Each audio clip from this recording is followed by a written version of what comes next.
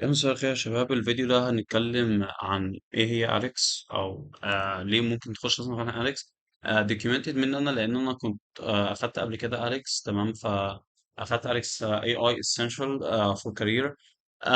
فهو حتة ان هو يوضح لك، يعني انت لو حد مثلا ما عندكش وعي مثلا بالحاجات الخاصة بال AI، ما عندكش وعي بالتكنولوجي قوي او حاجة زي كده، فهو بيقدر ان هو يبدأ معاك بيشرح مثلا حاجة زي الجوجل ابس مثلا، يعني الحاجات اللي هي خاصة زي جوجل سايد هنا مثلا، أو أو بتلاقي حاجات تانية هنا كتير أوي مثلا زي حتة السبريد شيت مثلا وإلى ما آخره. بيديلك نظرة حلوة على حتة الداتا أناليسيست، بيجي يشرح لك إيه هي الداتا أناليسيست و the power of data وكل الكلام الجميل ده. وكان بيجيب لك additional resource. تمام، فبتقدر إن هي تساعدك في حاجة زي كده، بتساعدك إن أنت تكون aware أكتر بحاجة زي كده.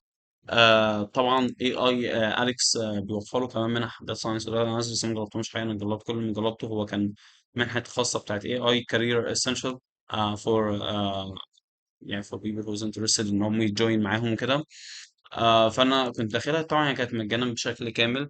فبوفر لك حاجه زي داتا اناليسيس جوجل ابس، بيفهمك ايه هو ماشين ليرنينج والجنريتيف اي اي وايه الفرق ما بينهم مثلا. او انه بيفهمك ان الجينيتيف اي اي هو ببساطه كبيره جدا سب فيورد او حاجه كده بسيطه جدا من الماشين ليرنينج، زي مثلا شات بوكس او حته الشات جي بي تي. كل ده اسمه جينيريتيف اي اي. ايه تاني؟ كان بيوفر لك حته السيلف امبروفمنت، حاجه زي مثلا الجود هابتس، مثلا زي ان انت 3 مورنينج بيج، ان انت تكتب صفحات، 3 صفحات مثلا كل يوم الصبح.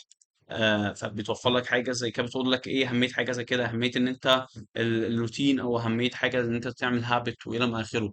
آم، فهو حقيقي مفيد كويس جدا لاي حد ايا كان الباك جراوند بتاعتك ايه. حتى لو الباك جراوند بتاعتك حد علمي، حد مثلا في كليه اداب او كليه اعلام، مالكش دعوه بالتكنولوجي او مالكش دعوه بحاجه زي كده.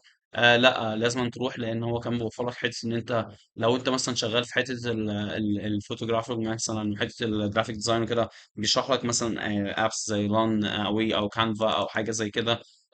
بتوفر لك بقى ان انت ايه، بيوفر لك حتى التشانس ان انت كمان تسال، لان انت بعض الاوقات مثلا والله يعني مكان انا هخش مثلا على يوتيوب هسال، ولكن لما يكون الموضوع انتراكتيف، لما بيكون في سيشن كامله، الموضوع بيساعدك ان انت تقدر تسال من انستراكتور لو حاجه وقعت معاك، رغم طبعا ان انت هتلاقي حاجات كتير على الاي اي. ولكن انا بتكلم كان في حته ان انت تتشجع وان انت تكون معاك تيم وانفايرمنت والكلام ده كله. هيوفر لك نقطة كويسة جدا وهي النتورك اللي هتبقى موجودة بسبب إن أنت هتلاقي ناس كتير جدا من أفريكا، من أثيوبيا ومن نورث أفريكا ومن ألجيريا وسوري من اسمها إيه دي، السنغال وإلى ما آخره، هتلاقيها أصلا موجودة معاك في المنحة. فنتورك في حته اللينكد ان والى ما اخره، هيجي يوفر لك ازاي تقدر تعمل مثلا ريزمي، وازاي تعمل بورتفوليو ليك انت، وايه هو البورتفوليو، وايه فكره البورتفوليو، وايه فكره الريزمي وكفر ليتر. حقيقة هو حاجه كويسه جدا. احنا اكيد هنشرح كل الكلام ده على القناه، ولكن اشجعكم بشده ان تخش اليكس، لان ممكن توفر لك منح تانية من خلال اليكس. انا كده كده اكيد هشرح هنا، انا هشرح حاجات كتير قوي بخصوص مثلا جوجل ابس ريزمي، تقريبا هشرح حاجات كتير قوي من ضمن الحاجات دي. لان تبقى موجوده حتى للناس اللي مش هتعرف تجوين، لان هي مرتبطه بتايم فريم معين وهم 8 اسابيع. فانت لازم ان انت تخلص الماتيريالز، ولازم تخلص كل حاجه في 8 اسابيع، او يعني واللي هيجوين ومش هيكمل فهو هيتفلتر من المبادره او هيتفلتر من الكورس وكده. فعشان كده بقول لكم ان انتوا حاولوا ان انتوا تجوين في منحة أليكس، لأنها هي بجد مفيدة جدا ومن خلال تجربة، يعني هي مش مجرد حاجة. هتفيدكم، هتديكم باك جراوند على حاجات كتير أوي. أنت أتليست لو أنت طلعت مثلا ب 20% أو 30%، يعني أنا جوجل أبس دي مثلا ما كنتش أعرف جوجل سلايد، أنا ما استخدمتوش قبل كده حقيقة. ما كنتش يعني ما كنتش فاميليار معاه أوي. كنت استخدمته كتير أوي في أليكس. كان مثلا حتة إن أنا أعمل بروجكت مانجمنت وحتة حاجة زي كده، كنت بدأت برضك مع حتة أليكس عشان كان عندي حاجة في السبورم ستيتمنت وإلى ما آخره. مش عايز أطول عليكم في الفيديو، بس بجد كل اللي أنتوا هتعملوه إن أنا هسيب لكم اللينك في الديسكربشن.